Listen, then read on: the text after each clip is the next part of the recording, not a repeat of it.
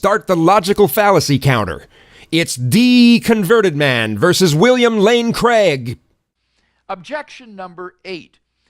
The argument is logically self-contradictory, for it says that everything has a cause, yet it concludes that there is a first uncaused cause. Response to number 8. Premise number 1 states that everything that begins to exist has a cause. Something cannot come into being without a cause. The premise does not require that something that is eternal and never had a beginning has a cause. Think again of Plato's distinction between that which always is and that which comes into being. The objector has been inattentive to the formulation of the first premise. Darn, ding, nabbit, bleepin', bloody, bah. All right, Craig, you got this one. All right? As long as you don't screw it up somehow, you actually have objected correctly.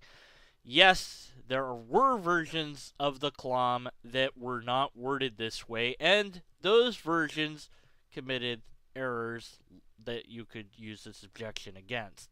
But this version doesn't.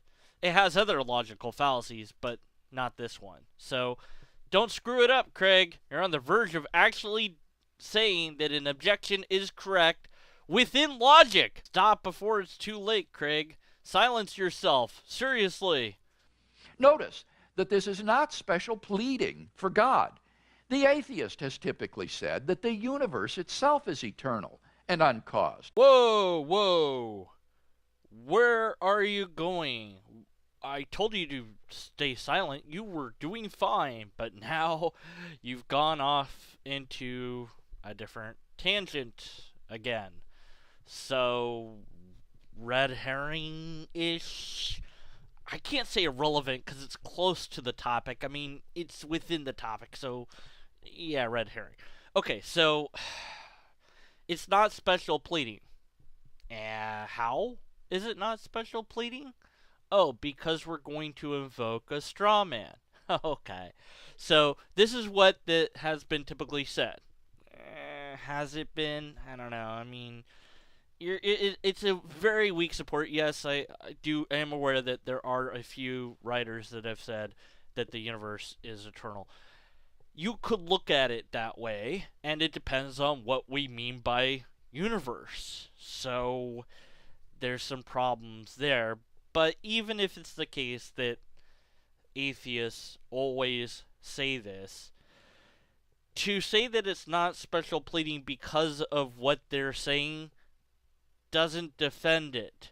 You have to show how it is not special pleading in and of itself. It doesn't matter what your opposition has said in regards to the universe versus your deity of choice.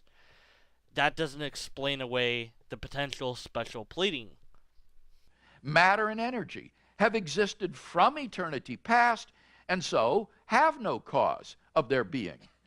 The problem is that supposition has now been rendered dubious in light of the strong arguments in support of premise 2 that the universe began to exist. What arguments? Where are they? Who said them?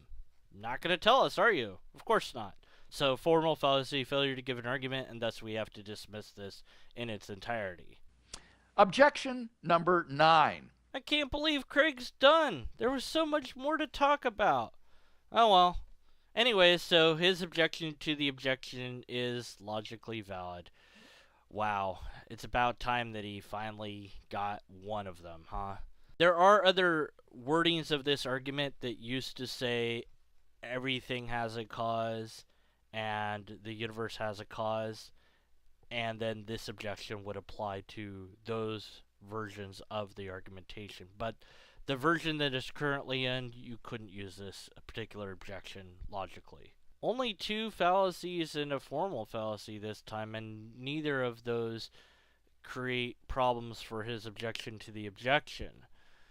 Why did he go off on that tangent? I don't know.